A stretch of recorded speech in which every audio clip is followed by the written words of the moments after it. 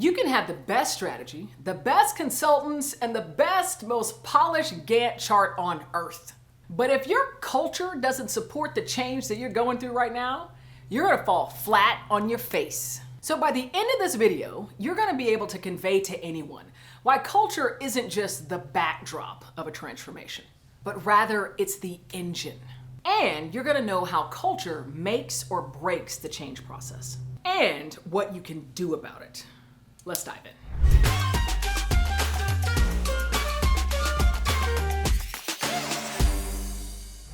Okay, let me start with a fun analogy.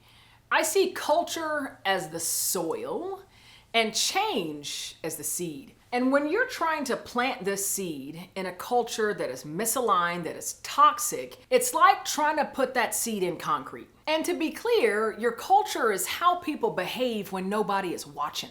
It defines what's rewarded, what's appreciated, what's celebrated and amplified, and what's ignored. And it's really during change, which is happening everywhere all the time, when culture really is amplified. So I think all over the world, people are starting to embrace and see the power of culture and its importance for them to take on all of these many layerings of change initiatives. Because here's the reality: if the trust is low in your culture, then change is going to feel like a threat. If voices aren't given space to be heard, then resistance will fester.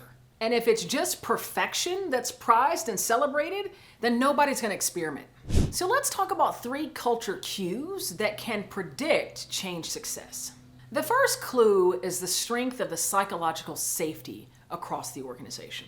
Meaning, do your people feel safe and comfortable speaking up, expressing their fears, expressing their frustrations, voicing when they see something that's wrong or when they've made a mistake? Are individuals comfortable sharing their emotions on a frequent basis and what might be coloring them? Or do they all hold them within? The truth of the matter is, you can't innovate without discomfort.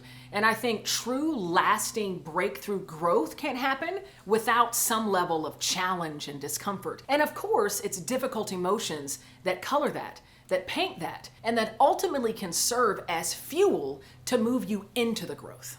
The second clue is, do the people have permission to feel? Let's just state it like point blank, flat out. Do they feel that they can express their emotions? Do they think they have that permission from their leaders, from their executive team, from their peers? Or do they feel like, you know what, really the only emotion that I can share is joy or excitement? I can only talk about when I'm enthused. I have to downplay all the difficult emotions because I know they're not going to want to hear it. I'm going to be seen as a Debbie Downer. I'm not going to get that next assignment that I really want. So let me show up. Let me put on a happy face. Let me just smile. Let me just kind of grit my teeth and bear it and get through this, right? So do they have real permission to actually feel the authentic emotions that they're experiencing? The third clue is, what is leadership modeling? Right? I tell leaders today all over the world that it's not AI integration, it's not all of this volatility, this geopolitical risk, this economic shifts. That's not going to determine your future. It's your mindset that will determine it. The mindset you role model and the mindset that you nurture in your people. So the clue is, what mindset is your leadership nurturing? Are they nurturing one that invites difficult emotion into the conversation? Are they nurturing one that sees those difficult emotions as signals, pointing them to where they most value things, to where there's opportunity to grow and to learn and to evolve? And then choosing how they show up, maintaining that agency. What is the mindset?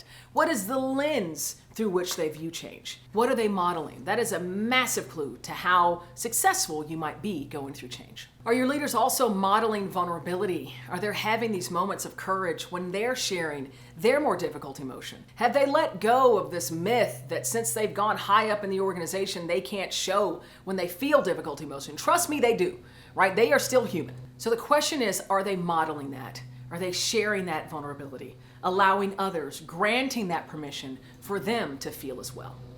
Okay, now let's talk about how to make your culture change ready. And you can do this from wherever you sit. First, run a cultural temperature check. Now, this isn't the all-employee-wide survey. This is something that you can do on your own. And I like doing these with listening tours, right? Identify leaders in the organization, peers, mentors, to just Listen and interview and talk about, what does our culture mean to you? How does our culture show up for you? What do you think the things, the threads are that really define what our culture is? And really listen to what they have to say. And one of the most powerful questions you can ask during these listening tours is to help you understand what the unspoken rules are. Where do these individuals see people getting rewarded or celebrated that might not be explicitly written in values and expectations?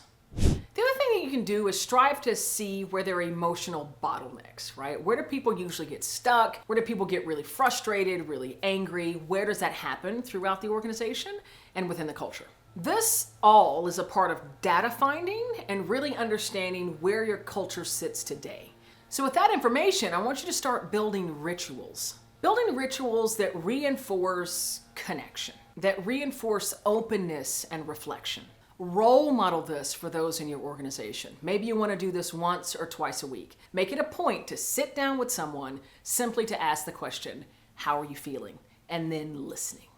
And finally, find moments to celebrate emotional fluency and emotional literacy. When you hear someone express a feeling, when you hear someone give voice to or acknowledge an emotion or feeling that they're experiencing, celebrate that. Thank them for their authenticity. Thank them for their honesty. You start being the force behind promoting this across your culture if it doesn't already exist. It might feel overwhelming, but I have seen cultures transform because of one person dedicated to changing it. You have the power to do that, no matter where you sit.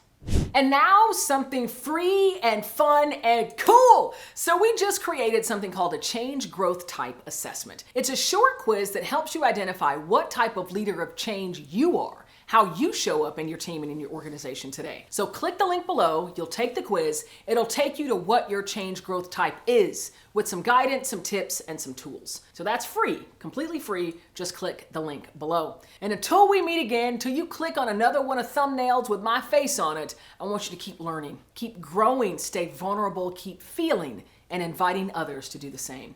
And above all else, keep authentically rocking.